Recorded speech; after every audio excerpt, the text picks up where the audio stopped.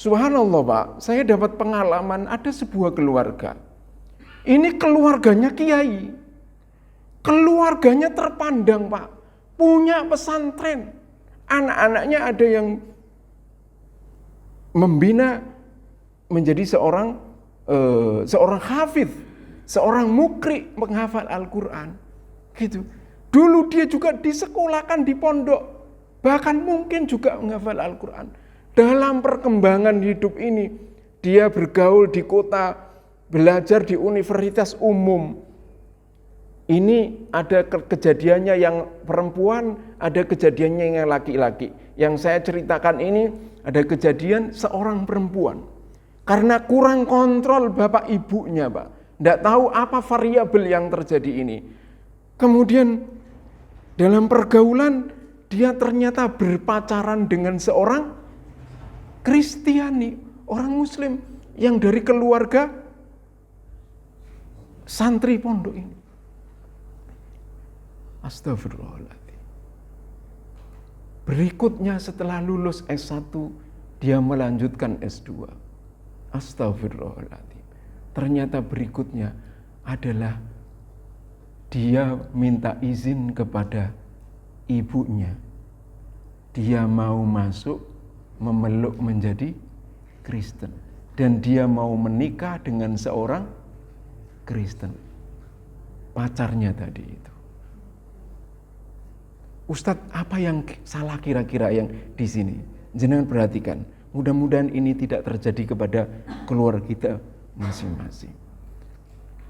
Saya menganalisis ada kesalahan besar dari keluarga kita masing-masing ketika menanamkan tauhid ini, beriman kepada Allah, beriman kepada Al-Quran ini, beriman kepada Rasulullah Muhammad SAW dengan cara indoktrinasi, dengan cara belajar yang tidak memuaskan akal.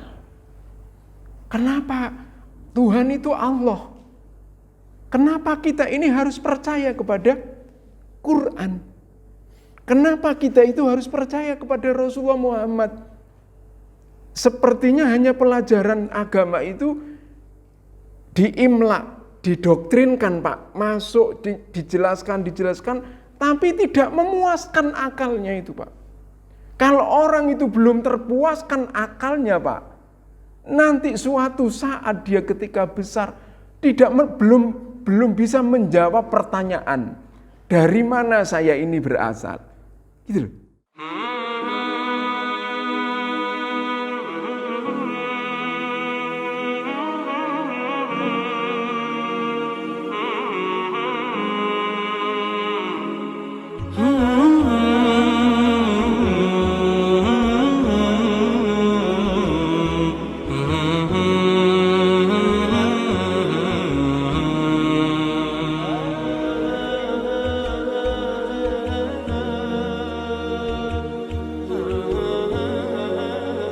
Jadi kesimpulannya sekali lagi Pak ya, terhadap pertanyaan tadi, kenapa dakwah, apa dalilnya bahwa tauhid itu adalah seruan pertama kali yang harus disampaikan kepada setiap umat manusia. Apa bukti atau dalil yang kita ajukan bahwa dakwah tauhid itu adalah dakwah pertama kali yang harus kita sampaikan. Maka jenengan tidak usah sulit-sulit mencari argumentasi atau mencari dalil. Sampaikan saja bahwa surat pertama kali yang turun kepada Rasulullah SAW itu ternyata adalah surat apa? Al-Alaq. Dan surat Al-Alaq itu dimulai dari Iqra bismi rabbikal ladzi khalaq. Jadi itu pertanda bahwa kewajiban pertama adalah membaca atas nama Allah, atas nama Tuhan. Iqra bismi rabbikal ladzi khalaq. Nah, siapa Tuhan itu? Siapa Tuhan itu?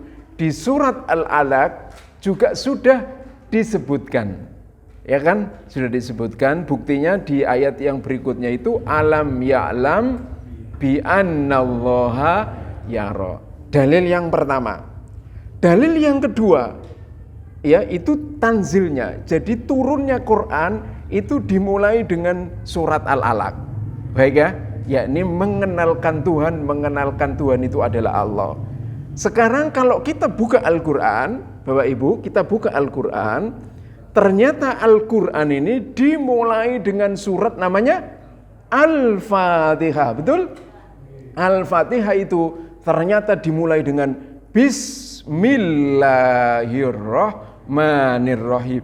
Maka apa dalilnya bahwa tauhid itu adalah dakwah pertama, seruan pertama yang harus disampaikan. Kita juga ketika mengajarkan anak itu, pertama adalah tentang tauhid menjadi dasar. Dasar seorang anak ketika belajar itu harus ditanamkan tentang pendidikan apa? Tauhid. Gitu Pak. Jadi surat Al-Alaq atau Al-Fatihah ini sudah mengenalkan Bismillahirrahmanirrahim. Ustadz, kalau yang tidak mulai dengan bismillah sama. Alhamdulillahi rabbil alamin. Tadi bismillah atas nama Allah atau dengan nama Allah. Ada nama Allah di situ. Atau alhamdu, segala puji adalah lillahi rabbil alamin. Sudah terjawab ya?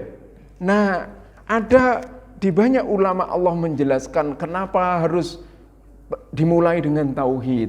Jangan ketika belajar itu di para ulama akan disampaikan bahwa ayat-ayat Al-Quran yang misalnya yang menyampaikan seruan tentang tauhid itu banyak Pak. Dimulai misalnya, saya bacakan sedikit ya tentang ayatnya. Ayatnya dimulai dengan begini. Walaqad ba'atsna fi kulli ummatin rasula. Walaqad ba'atsna fi kulli ummatin, sungguh aku telah utus setiap umat itu seorang rasul. Pertama kali yang diseru apa? Ani'budullaha. Iya kan? Ani'budullah, hendaklah kalian beribadah kepada Allah, yakni menyembah Allah. Wajtanibut tauhid. Itu ada di surat An-Nahl ayat 36. Surat yang paling kita kenal surat Al-Baqarah ayat 21. Bunyinya ya ayyuhan nasu abudu rabbakumul ladzi khalaqakum walladzina min qablikum la'allakum tattaqun. Wahai manusia, hendaklah kalian menyembah atau beribadah kepada Tuhan kalian yang telah menciptakan kepada kalian. Dua ayat Al-Quran. Hadis supaya lengkap.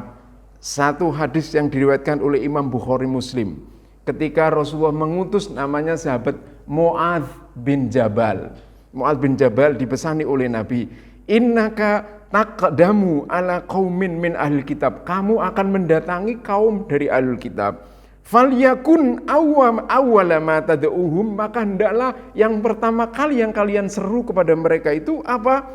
Ila ayyuwahidullaha ta'ala, yakni pertama yang kalian seru itu adalah mentauhidkan Allah Subhanahu wa ta'ala. Ini hadis Pak.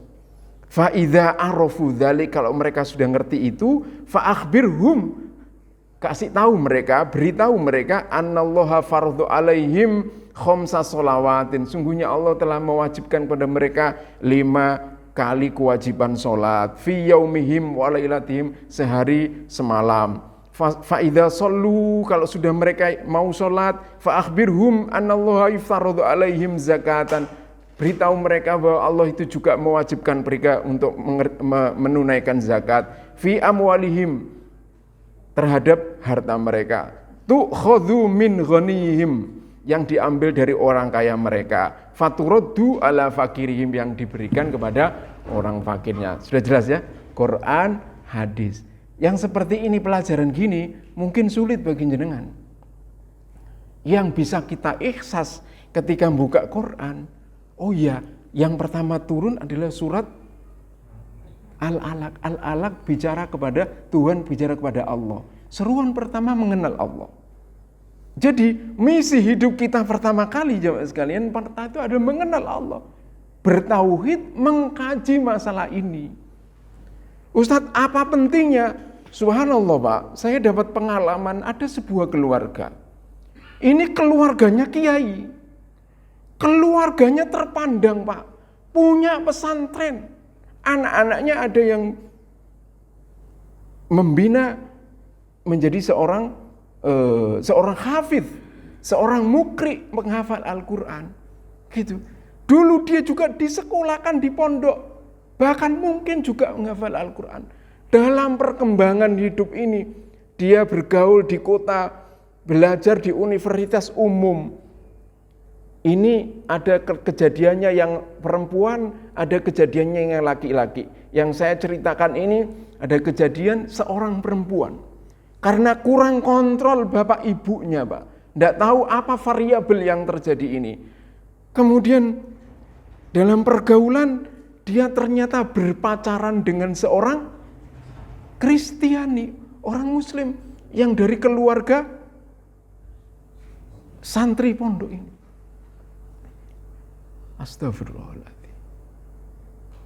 Berikutnya setelah lulus S1, dia melanjutkan S2. Astagfirullahaladzim. Ternyata berikutnya adalah dia minta izin kepada ibunya. Dia mau masuk memeluk menjadi Kristen.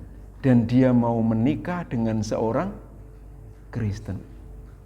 Pacarnya tadi itu. Ustadz, apa yang salah kira-kira yang di sini? Jangan perhatikan. Mudah-mudahan ini tidak terjadi kepada keluarga kita masing-masing. Saya menganalisis ada kesalahan besar dari keluarga kita masing-masing ketika menanamkan tauhid ini, beriman kepada Allah, beriman kepada Al-Quran ini, beriman kepada Rasulullah Muhammad SAW dengan cara indoktrinasi, dengan cara belajar yang tidak memuaskan akal. Kenapa? Tuhan itu Allah. Kenapa kita ini harus percaya kepada Quran? Kenapa kita itu harus percaya kepada Rasulullah Muhammad? Sepertinya hanya pelajaran agama itu diimla, didoktrinkan, Pak, masuk, dijelaskan, tapi tidak memuaskan akalnya itu, Pak. Kalau orang itu belum terpuaskan akalnya, Pak, nanti suatu saat dia ketika besar belum bisa menjawab pertanyaan, dari mana saya ini berasal, gitu loh. Iya kan, Pak ya? Kalau terpuaskan, dari Allah. Siapa Allah itu? Kenapa harus percaya kepada Allah? Gitu, Pak. Kemana setelah saya ini hidup? Itu kalau nggak terpuaskan, Pak, dia bisa jadi ateis, nggak percaya belas. Nah, agama itu nggak percaya ada Tuhan, ateis dia. Untuk apa hidup saya ini? Dia nggak percaya begitu.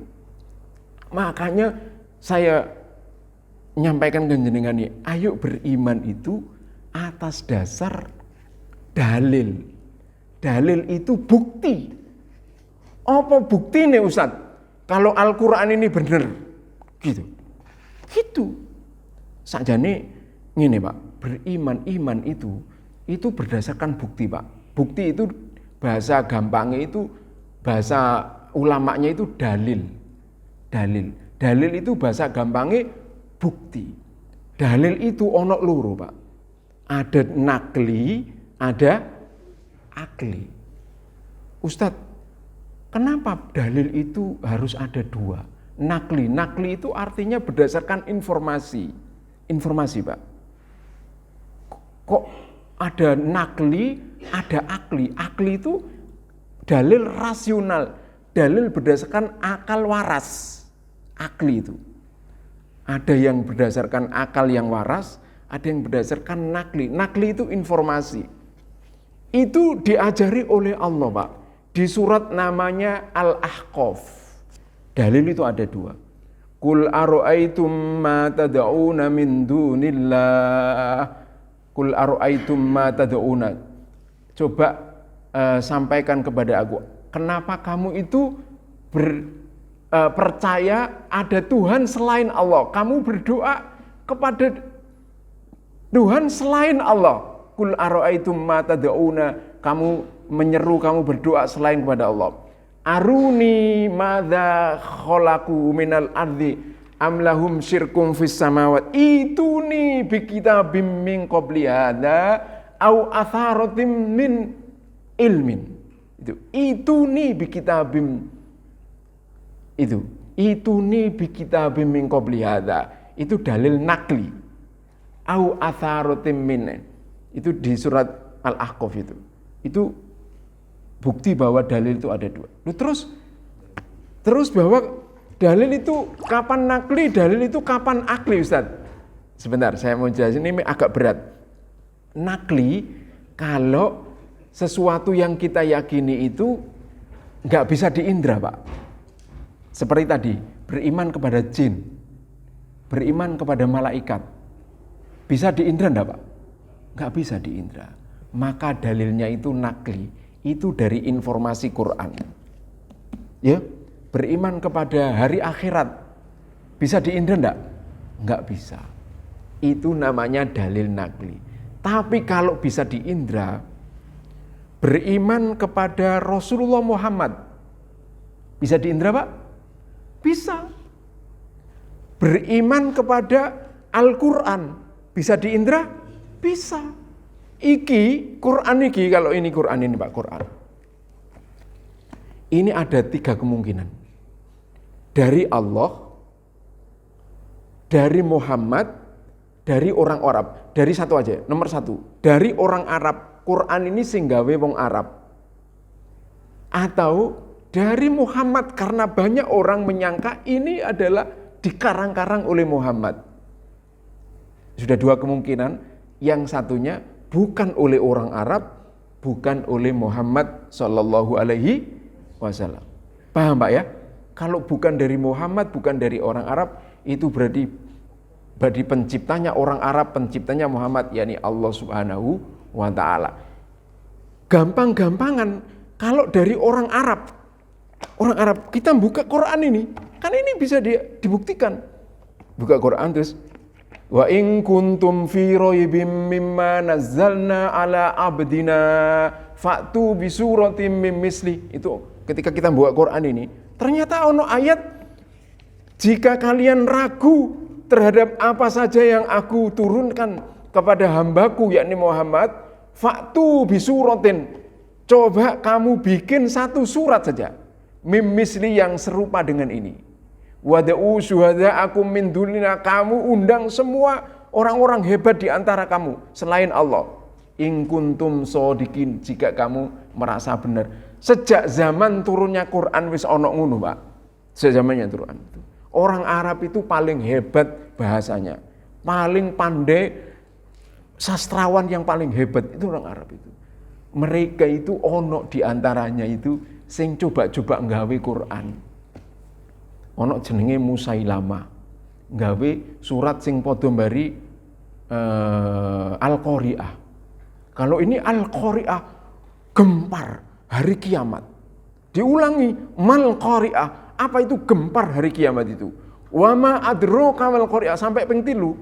Tahukah kamu apa gempar hari kiamat itu? Sampai di situ belum ngerti. Musailama gawe alfil. Apa itu, Pak, alfil? Gajah. Ini gobloknya Musailama. Tahu orang itu gajah. Malfil, tahukah kamu apa itu gajah? Tahu gajah itu. Enggak usah dipertanyakan. Diulangi lagi sama. Wa ma adraka malfil. Tahukah kamu apa itu gajah? Ini menunjukkan kegoblokan dia. Semua orang tahu gajah itu. Alfilu hayawanun kabir. Gajah itu binatang besar. Sopo wong sing ngomong gajah itu binatang kecil. Goblok iki. Tapi beda dengan Al-Qur'an. Allah itu Al-Qari'ah mal-Qari'ah wa ma adraka mal-Qari'ah. Sampai ketiga ini orang enggak tahu apa itu kiamat. Yauma yakunun nasu kal farosil mabthuts. Pada hari kiamat itu ketika manusia seperti kupu-kupu yang berterbangan, kupu-kupu yang dihembuskan. Ya, wa takunul jibalu kal ihnil manfus, dan gunung-gunung, ya kan, jibal kal ihnil, seperti kapas yang ditiup angin, gitu. Terus apa tuh? Fa amma man thaqulat mawazinu, siapa saja yang amalnya itu berat, fahuwa fi aisyatir radiyah, dia akan dalam kehidupan yang diridhoi, kehidupan yang enak. Wa amma man khaffat mawazinu, siapa yang ringan timbangan amalnya, fa ummuhu hawiyah, dia akan masuk neraka hawiyah. Wa ma adraka ma, ini Quran, Pak. Beda dengan tadi wa ma adraka alfilu hayawanun kabir lau khurtumun tawil, dia punya belalai panjang, wadan bun sohir, dia telinganya. Itu siapa yang nggak tahu begitu? Gitu. Beda dengan Quran. Sehingga Pak, jelas ini bukan dari orang Arab. Jelas ya? Jelas. Lalu dari Nabi Muhammad, Nabi Muhammad itu kan bagian dari orang Arab. Kalau orang Arab kesemuanya ditantang Quran saja tidak bisa, apalagi satu orang namanya Muhammad, sudah pasti tidak bisa. Ini namanya dalil, Pak. Kalau orang belajar Islam dengan cara ini, dia punya argumentasi, dalil rasional, dalil akal kayak begini, insya Allah sampai dia tua ndak akan murtad dari Islam karena mendapati kebenaran. Apalagi kalau jenengan punya uang bisa sampai ke Mekah, bisa sampai ke Madinah sana, akan melihat secara dengan mata kepala sendiri apa yang diceritakan di Quran tentang Nabi Muhammad itu ada buktinya. Diceritakan alam taro kaifa fa'ala rabbuka bi ashabil fil li'ila fi quraish ila fihim rihlatas sita'i was-shaif falyabudu rabb hadzal bait. Itu Baitullah, jenengan lihat sendiri buktinya itu. Maka ayat tadi fa illam taf'alu walan taf'alu, kalau kamu itu tidak bisa membuat Quran yang seperti itu, dan tidak mungkin bisa. Lam itu dulu nggak bisa, dulu. Walan itu sekarang dan akan datang tidak akan bisa, karena ini dari Allah Subhanahu wa Ta'ala. Itu namanya dalil akli. Dalil keimanan kepada Rasulullah Muhammad. Kenapa dalil akli? Karena kita bisa mengikhsas. Ada buktinya itu di Mekah. Lahirnya di sana, iya. Meninggalnya di mana? Di Madinah. Buktinya kuburannya Nabi ada di sana. Terus Quran ini turun kepada beliau. Ini buktinya. Gitu. Maka keimanan yang seperti ini, Pak, yang harus kita tanamkan kepada anak kita. Sehingga tidak mungkin dia nanti besar pacaran karo arek Kristen, boleh nggak apa-apa, tapi dia ditarget jadi Muslim begitu. Kalau laki-laki, misalnya putra jenengan Bu ya atau bapak, ditanyai, kok Kristen ngono le pacarmu sing ngene? Iya Pak, iya mah nggak apa-apa. Ini mau saya Islamkan. Wah ini kemuliaan yang luar biasa. Akan diislamkan pacarnya itu. Ojo terus. Sekarang ini Pak, ada proyek yang luar biasa. Misionaris ini luar biasa. Laki-laki dididik di gereja, disarankan nanti cari pacar yang wanita-wanita muslimat yang dia awam. Nanti kalau bisa karena dia awamnya, karena ikut-ikutan Islamnya itu ikut-ikutan, nanti dia dikristenkan, diberi fasilitas itu. Ya Allah Pak, jenengan kalau lihat Pak ya, ayah saya dulu itu punya seorang apa itu namanya Pak ya, seorang dokter di desa Pak, di desa Ujung Bangka sana. Kalau cerita ke saya itu dokter itu Masya Allah bagusnya, bagus sekali, sikapnya santun, pelayanannya juga santun. Jenengan perhatikan orang Kristiani atau orang Katolik, Protestan itu, sikap-sikapnya Pak, attitude, posturnya Pak, communication skillnya, people skillnya, ketika berhubungan dengan orang, jempol. Sebetulnya kita orang muslim itu sudah diajari oleh Nabi seperti itu. Kepada semua orang perhatian, memberi salam. Iya Pak, afsus salam bainakum. Dikenal atau tidak dikenal, ketemu di jalan, Assalamualaikum. Coba generasi Z atau generasi apa anak-anak kita hari ini nih Pak, jenengan perhatikan. Ketemu orang di perumahan ini, coba jenengan perhatikan. Yang nggak dikenal, salam enggak dia? Enggak akan salam. Assalamualaikum, atau berusaha untuk ketemu dia, Pak, jenengan siapa? Dia belum tahu. Ibu-ibu juga begitu, Ibu, jenengan siapa? Orang mukmin Pak, diajari Nabi ketemu dengan saudaranya memberikan salam Assalamualaikum, berkenalan. Belum kenal, saya Faik Furqon dari Surabaya, dari Keputih, jenengan siapa Pak? Hari ini orang-orang generasi kita itu kadang cuek, bebek, Masya Allah. Nah masjid iki lho, masjid iki lho. Ya. Wis diajari Assalamualaikum warahmatullah, Assalamualaikum warahmatullah. Itu supaya tahu siapa yang di kanan, siapa yang di kiri. Saya biasanya sholat di sini ketemu sama Pak Aminur Rahman, ketemu sama tadi Pak Manaf, ketemu sama takmir ini sama itu. Sekarang di mana dia? Supaya diketahui, supaya kita ada perhatian Pak. Oh sakit. Setelah sakit apa Pak? Dikunjungi yang sakit. Sakit apa beliau? Dijenguk gitu. Islam itu ngajari begitu. Dengan tetangganya sesuatu, ketika memberi sesuatu. Saya punya teman. Luar biasanya Pak. Dia membeli kepada saya itu, ngasihkan uangnya saja Pak. Ngasihkan uang. Itu dengan tangan kanan. Niki Pak uangnya. Gitu. Coba kita Pak. Ini memang pelajaran Pak. Kita ini, ajaran kita ini luar biasa. Kadang kemudian kita melihat yang seperti itu, seolah-olah kita tidak punya. Kita sudah punya. Kita ajaran Nabi SAW seperti itu.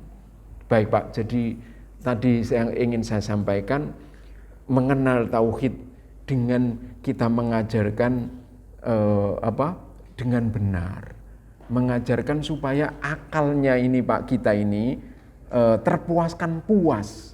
Jadi kenapa kayak Ustadz kita ini harus yakin dengan agama? Subhanallah Pak. Kalau jenengan masih ada keraguan seperti itu, wis nanti jenengan diem, terus nyari, kalau jenengan punya uang, datang ke Mekah sana, datang ke Madinah sana, insya Allah akan muncul itu, iman itu, oh iya, agama ini benar. Agama itu, Islam ini benar.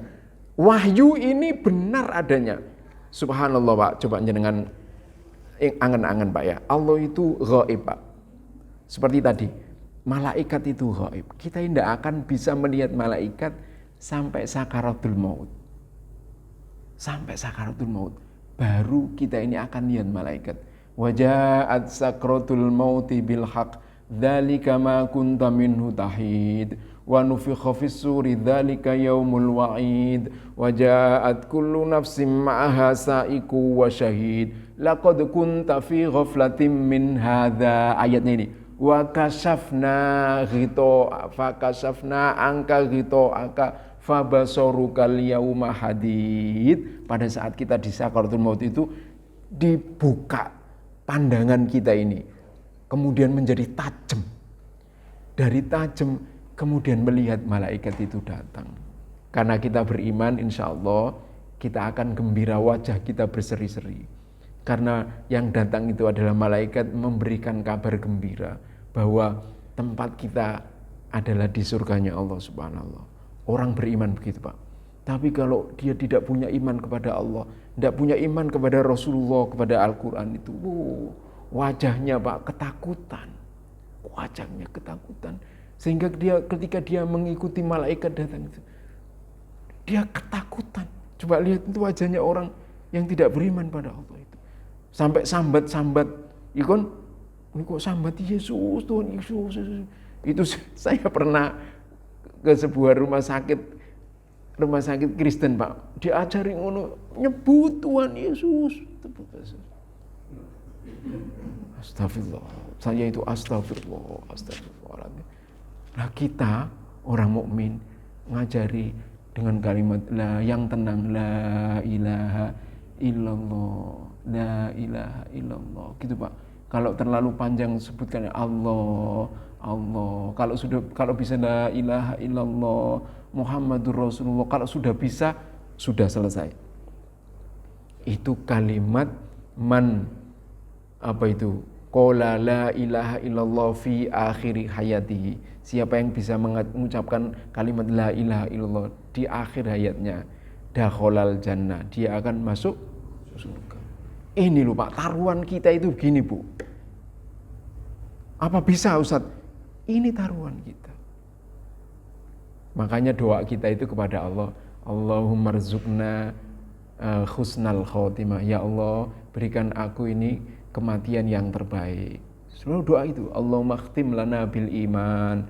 Ya Allah, akhiri pungkasi hidup kami dengan iman. Allahumma khtim lana bil Islam, pungkasi hidup kami dengan Islam. Allahumma khtim lana bi husnil khotimah. Ya Allah, pungkasi kami dengan kehidupan yang baik. Wa a'udzubika atau wa na'udzubika min su'il khatimah. Aku berlindung kepadamu ya Allah dari su'ul khatimah. Itu doa kita kepada Allah. Seperti itu Bapak Ibu sekalian. Jadi kembali lagi pada pelajaran tauhid ini, iyyaka na'budu wa iyyaka. Setelah kita mengetahui Allah seperti itu Pak ya, lalu misi kehidupan kita ini harus kita kerangkakan dalam kerangka iyyaka na'budu wa iyyaka nasta'in. Tadi sudah saya mengatakan bahwa Imam Ghazali menjelaskan ayat itu harus menulis Ihya Ulumuddin sampai 4 jilid Pak. Tanpa kita istilahnya Pak? Kontroversi. Kitab ini Ustadz katanya kontroversi, jangan dibahas kontroversinya. Apa kontroversinya Ustadz? Beberapa yang di dalam kitab ini hadis-hadisnya dinilai oleh Imam Al-Iraqi hadisnya dhaif. Jangan dilihat itunya Pak. Memang setiap imam itu mungkin ada yang berbuat salah atau ketika menulis itu ada kesalahan, dan generasi yang datang kemudian memang merevisi, oh ya itu hadisnya hadis dhaif, oh iya hadisnya itu la aslalahu, tidak apa-apa, jangan dihujat ya, karena beliau ini seorang imam, seorang hujjatul Islam, Imam Al-Ghazali. Jadi kalau ada kesalahan ya disampaikan saja. Oh mungkin Imam Ghazali pas tidak tahu tentang hadis itu statusnya adalah dhaif. Tapi kita tetap ketika membaca ada sesuatu yang baik yang di sini yang disampaikan oleh Imam Ghazali. Sebagaimana kitab ini Pak, judulnya Madarijus Salikin Baina Manazili Iyyaka na'budu wa iyyaka nasta'in. Misi yang kedua tadi, menjelaskan hidup kita ini dalam rangka adalah ibadah kepada Allah. Iyyaka na'budu, madarijus salikun, derajatnya orang-orang yang salik kepada Allah, orang yang menuju Allah. Di antara baina manazil, di antara tingkatan-tingkatan orang-orang yang iyyaka na'budu wa iyyaka nasta'in, yang mengatakan hanya kepada Engkau ya Allah aku ini beribadah, dan hanya kepada Engkau ya Allah aku ini minta tolong. Maka jemaah sekalian, Bapak Ibu sekalian, ini penting saya sampaikan kepada jenengan, ibadah itu tidak hanya sekedar mahdhoh. Saya sudah sering sampaikan ke jenengan, makna ibadah itu tidak hanya sekedar mahdhoh, hanya sholat, puasa, terus haji, terus zakat, terus kita berdoa, berzikir. Tidak dibatasi oleh ini. Ada namanya ibadah itu ghairu mahdhoh. Ini yang lebih luas. Ibadah itu dimaknai oleh para ulama ismun jami'un, yakni sebutan yang umum, sebutan untuk mengatakan apa saja.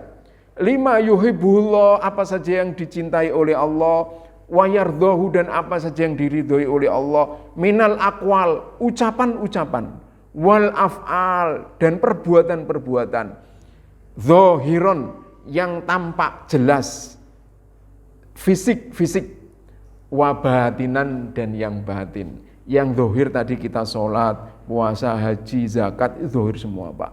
Itu ibadah namanya mahdhuz zahir. Kita berzikir kepada Allah. Ya, tadi kita setelah wudu itu ibadah. Setelah itu kita berdoa, itu ibadah kepada Allah. Nanti kita pulang sama istri karena kepingin suaminya kepingin, istrinya jangan sampai nolak, ya. Enggak mood ya Ustadz. Nah, kalau enggak mood, diam sebentar. Saya mau ke kamar mandi dulu. Suasanakan, jangan sampai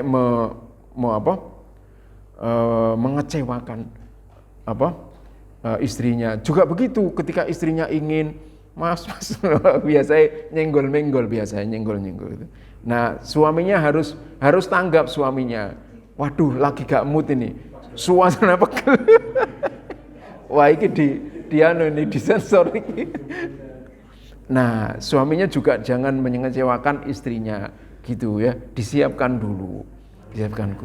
Kalau lagi pegel, cari kopi Pak, kopi dulu ya. Kopinya yang punya khasiat. Nah, itu juga bagian dari ibadah kepada Allah.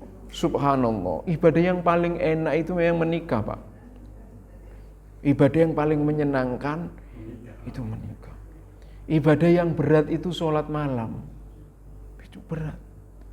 Nah, makanya supaya tidak berat, istrinya juga saling mendukung.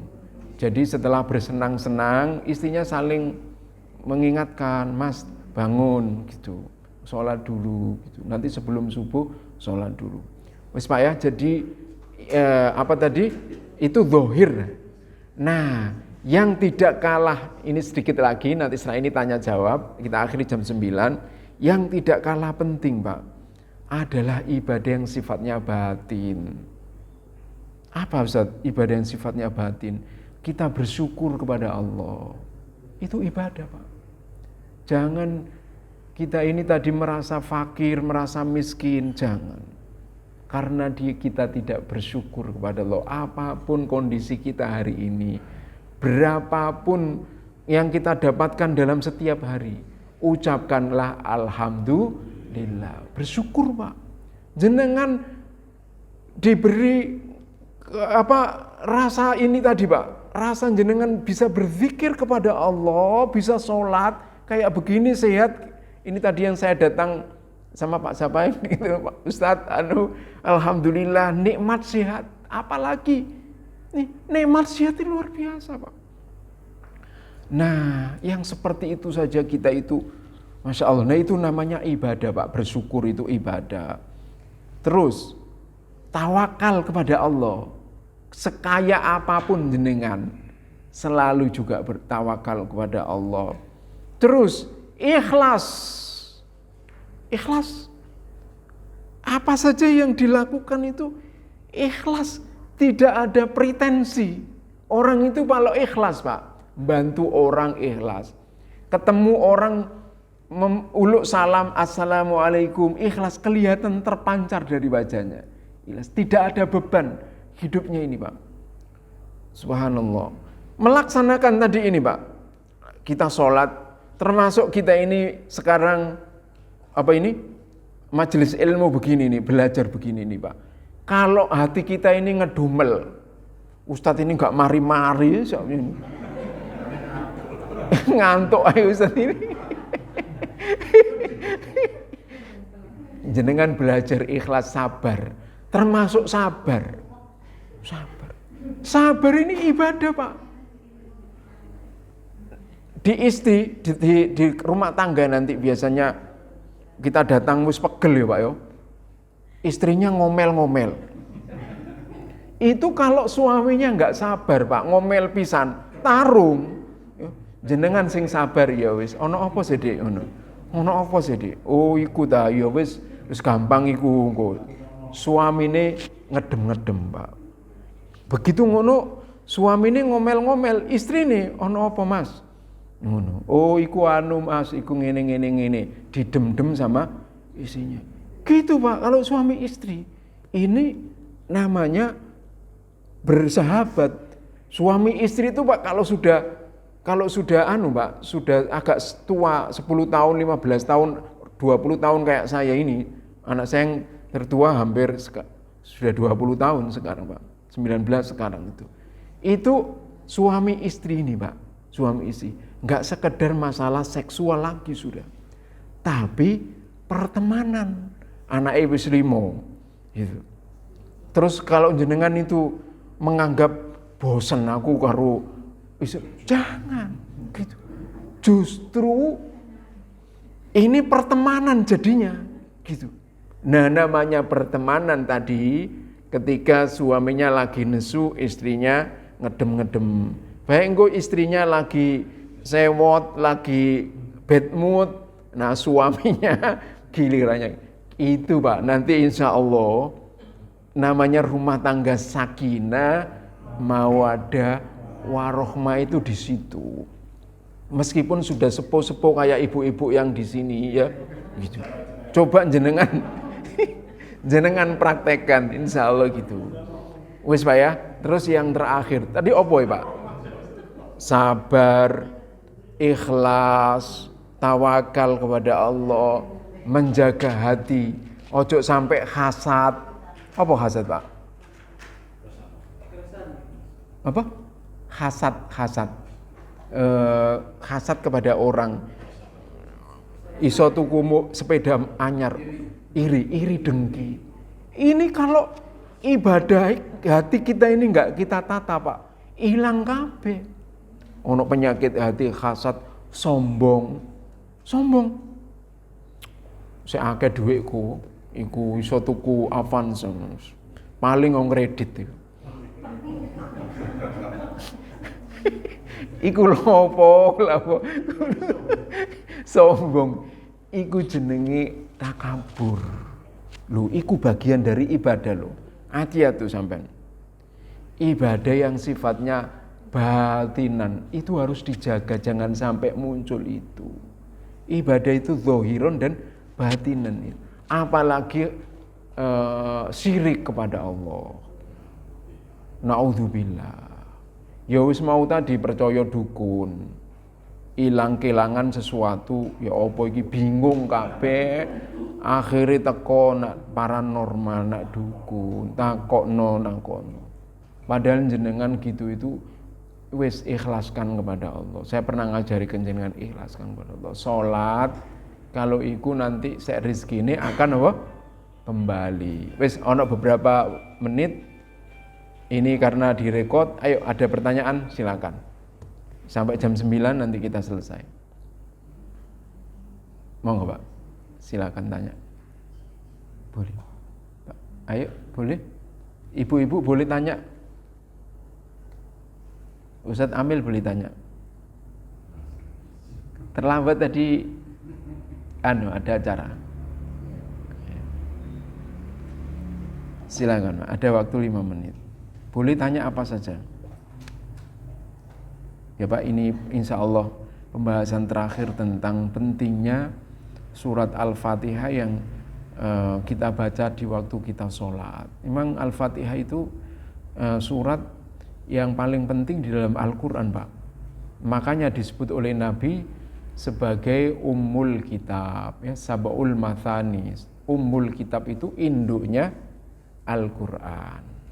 Maka wajib bagi kita seperti yang awalnya saya mengkajikan kenjenengan itu membaca dengan benar.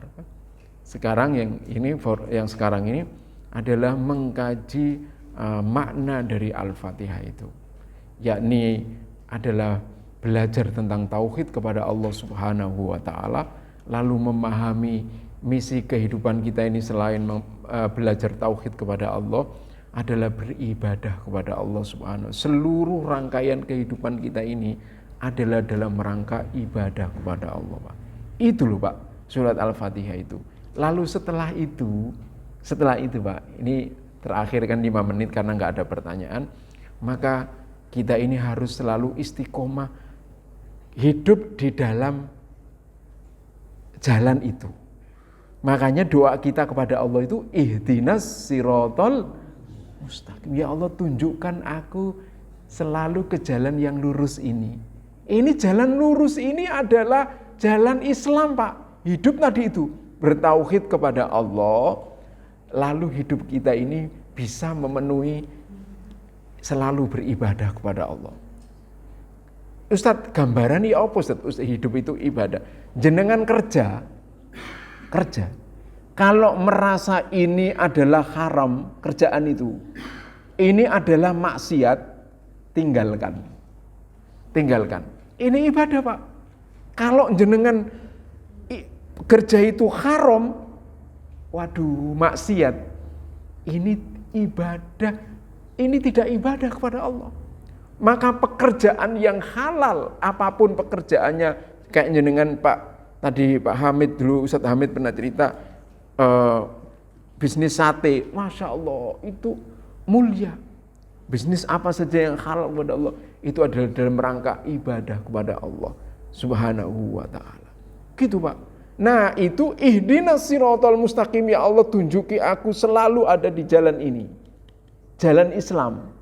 Maka kalau tidak jalan Islam, Pak, itu sesat.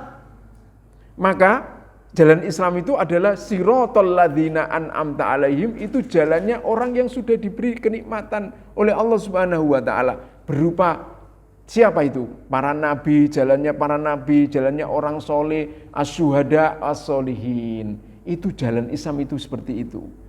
Ghairil maghdubi alaihim, bukan jalannya orang Yahudi.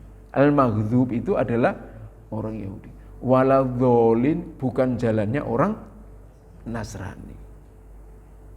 Sayangnya kehidupan umat muslim sekarang ini dalam ranah sosial, dalam ranah ekonomi, dalam ranah politik hari ini secara global dan secara lokal Indonesia ini banyak bersentuhan hidupnya ini di jalan orang Yahudi, di jalan orang Nasrani. Kepingin contohnya dengan ibu-ibu kalau nikahkan anaknya,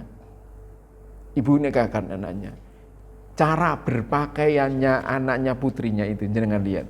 Saya menentang keras dulu ketika istri saya mau siapa itu dulu akan dipakaikan dengan cara pakaiannya orang Eropa atau orang Jawa, kebanyakan orang Eropa yang pakaiannya itu Pak, terus ono buntute panjang, iya Bu, kayak gitu, kayak Lady Diana atau siapa itu kerajaan di Eropa itu adalah cara berpakaiannya orang Nasrani di gereja kayak begitu. Orang Muslim tidak boleh niru, Pak. Jangan. Gak usah nyewa-nyewa pakaian-pakaian begitu yang kayak merak kayak gitu, ono buntute kayak gitu. Ya apa ini? Loh Ustaz, kan ini kan hanya untuk sebentar saja. Loh iya. Ibadah kepada Allah itu semua kehidupan kita ini. Loh sampean terus ngono iku lho maksiat. Terus kira-kira engko dalam perjalanan ditabrak mobil meninggal, ya apa ini? Dalam perjalanan ini namanya maksiat ini. Kita nggak tahu. Nggak boleh Pak itu. Pak. Itu waladhdallin. Hati-hati ibu-ibu ya. Cukup berpakaian jilbab, pakaian muslim. Anggun itu. Sudah cantik insya Allah tambah cantik pakaian muslimah itu. Gitu. Ya. Nah terus nggak usah dipajang-pajang di antara tamu undangan. Nggak usah. Cukup dipajang di area tertentu, tamu undangannya khusus gitu. Itu kalau cara Islam itu begitu Pak, cukup di dalam, atau boleh ada kuadi boleh, nanti untuk foto-foto saja, yang laki kemanten laki, nanti kemanten putrinya di putri begitu. Tapi jenengan kalau mengadakan pernikahan kan mesti kemanten laki, kemanten putri dipajang di antara tamu undangan. Ngono pakaiannya koyok ngono. Pakaiannya tabarus meneh. Wis iku Wajahe mau diolesi mbopo ae ku abang, ijo, kuning campur. Jangan kayak gitu. Itu bukan jalannya orang yang beriman. Itu bukan sirotol mustaqim. Gitu. Banyak Pak. Itu pernikahan. Apalagi sekarang ini Pak, hukum. Wis hukumnya yang dipakai kayak begitu. Apalagi nanti ini politik ini Pak. Wis Masya Allah. Saya dengar sudah 40 partai politik tahun 2024. Iki sing garai rame iki wis gak usah dibicarakan iki, wis terserah jangan ojo sampai gara-gara bedo partai ini salate jamaah akhirnya enggak gelem salat jamaah. Beda iku aku gak melok. Iku imame partai politik iki. Wis aku mufaroko wis aku jangan sampai begitu. Pak ya, sudah jam 9. Mudah-mudahan Pak kita alhamdulillah ini memberi jenengan semangat ya. Semangat dalam hidup untuk kita menggapai kehidupan yang husnul khotimah. Allahumma amin. Kita akhiri dengan doa kafaratul majlis. Mudah-mudahan majelis kita ini diberkahi oleh Allah Subhanahu wa taala. Mudah-mudahan kita tetap diberi kekuatan hari Ahad begini insyaallah istiqomah untuk ngaji ya. Subhanakallahumma bihamdik asyhadu an la ilaha illa anta astaghfiruka wa atubu ilaik. Wassalamualaikum warahmatullahi wabarakatuh.